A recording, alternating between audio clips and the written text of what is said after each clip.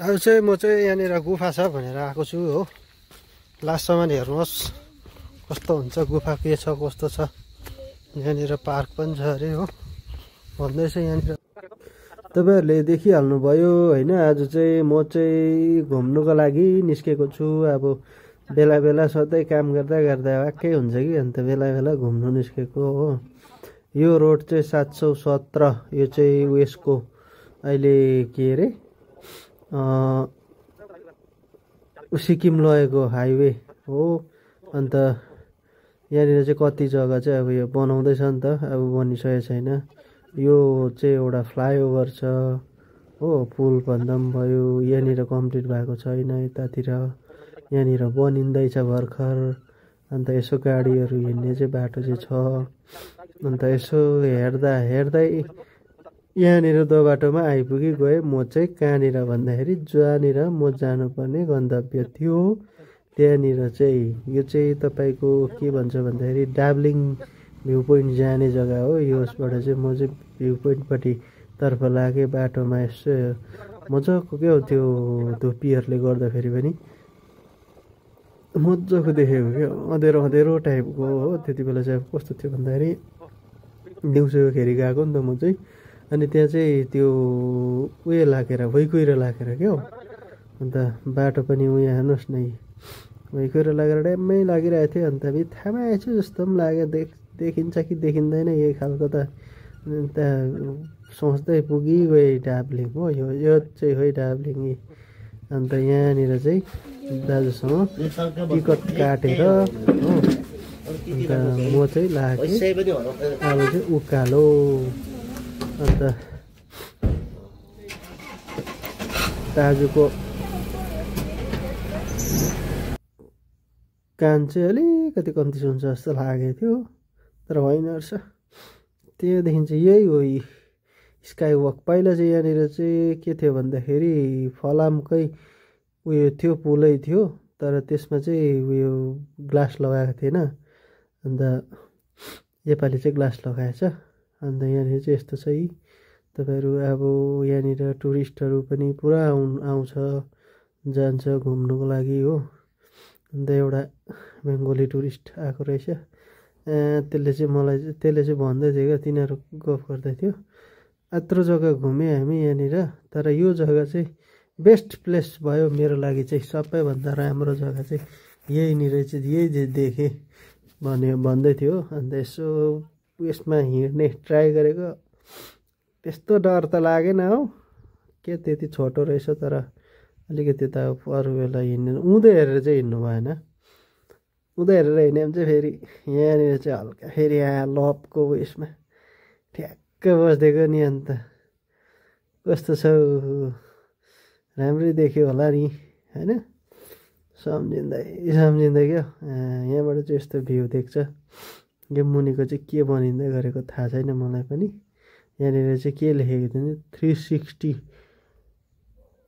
Degree view point भनेर चाहिँ लेखेको छ। यहाँनिर वेदर राम्रो थियो, मतलब चिसो खालको वेदर थियो हो, गरम महिनामा पनि। अहिले त गरमै छ, तर त्यहाँनिर चाहिँ यो भुइँकुइरो लागेर चाहिँ, तर यताउता चाहिँ अब 360 चाहिँ अब पुरै नदेख्ने। अन्त यताउता चाहिँ अब देख्थ्यो, नभए चाहिँ उग्रेको बेला हो भने त अब तपाईँको दामी देख्छ नि 360 नै। अन्त यहाँनिर चाहिँ म चाहिँ उयसको मजा लिएको नि, यहाँनिर यो पिङ भनौँ न, यहाँनिर हो चिसो हावा आइरहेको हो। अब गरम महिनामा मजा आउँछ, तर भरेभरि त जाडो हुँदै थियो। त्यहाँदेखि चाहिँ त्यति खेलिराखेर चाहिँ त्यहाँनिर दाजुले भन्नुभयो यहाँनिर तल पनि छ भाइ एउटा गुफा छ, जाऊ त्यहाँनिर, तर अलिक डरलाग्दो छ है, त्यो रेलिङहरू चाहिँ जोडले उयो नगर्नु भनेर भन्यो।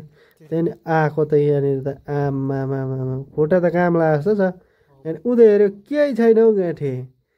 अब त्यो रेलिङ चाहिँ अब अलिकति ढेस्यो भनेदेखि चाहिँ अब बल्लाएर ढेसिन चाहिँ भएन। उँधो गयो भने चाहिँ फेरि तल चाहिँ केही पनि देख्दैनन् फेरि। अन्त माथिबाट यसो हेरेको त त्यहाँ तर यो ढुङ्गाको मुनि चाहिँ रहेछ हो। तर र पनि अब मलाई त अब फर्स्ट टाइम आएको थाहा छैन, अन्त कस्तो चाहिँ छ के चाहिँ छ भनेर चाहिँ अब मनमा क्या उयो हुन्छ नि के भन्छ अरे इच्छा जाग्यो क्या होइन हेर्छु हेरेरै जान्छु नि तर डाब्लिङ भ्यू पोइन्टबाट चाहिँ तपाईँको 2 किलोमिटर चाहिँ ओह्रालो झर्नुपर्छ यो चाहिँ यहाँनिर होमस्टेको नाम चाहिँ हो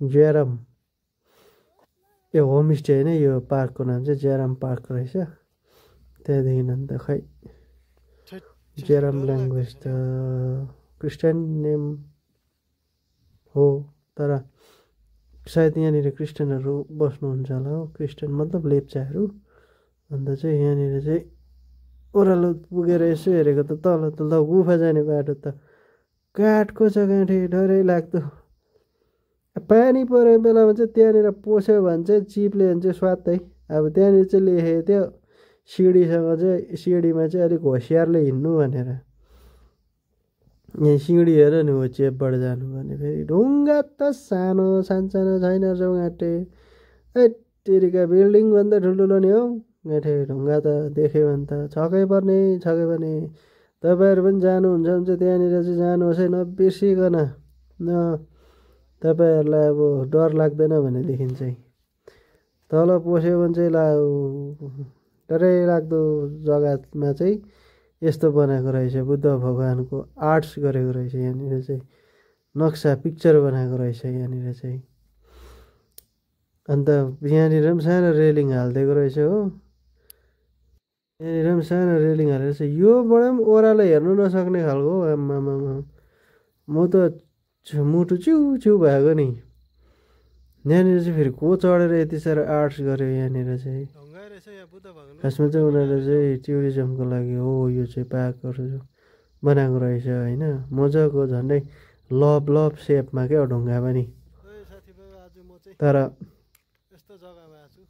त्यहाँबाट आउँदा चाहिँ हेर्नु भएन त्यहाँबाट आउँदा हेऱ्यो भने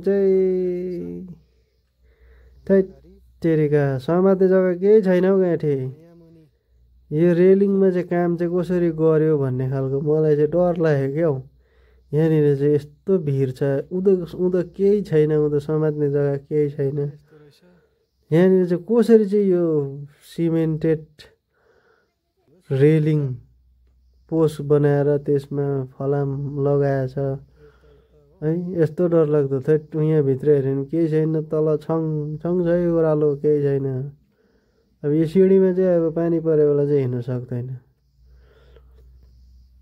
त्यो गुफा चाहिँ एक्लै चाहिँ जानु नहुने रहेछ है साथी हो एक्लै चाहिँ आँट नआउने रहेछ फर्स्ट टाइम चाहिँ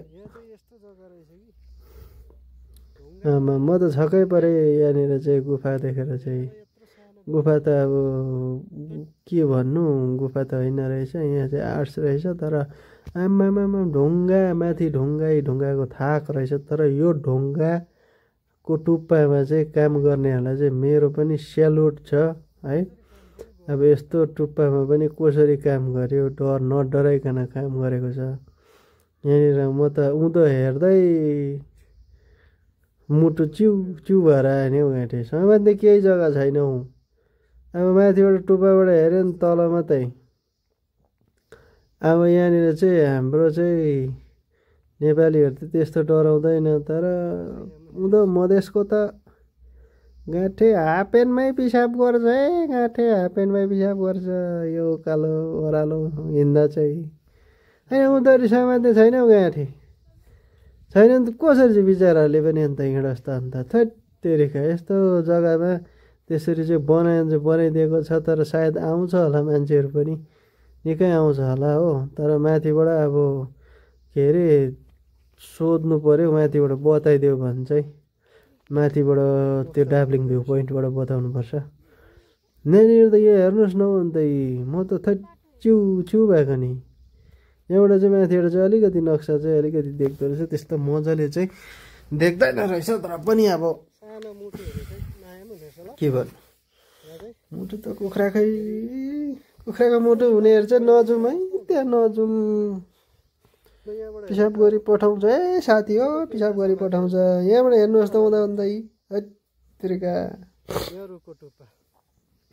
मान्छेहरूले गरेको हो काम मान्छे राक्षस हुन्छ भन्थे हो र छ त्यो हेर्दा त त्यस्तै सम्झेको नि त्यस्तै लागेको ठिकै हुँदै हेर्नुहोस् न अन्त केही छैन समात्ने कुरो हो नि त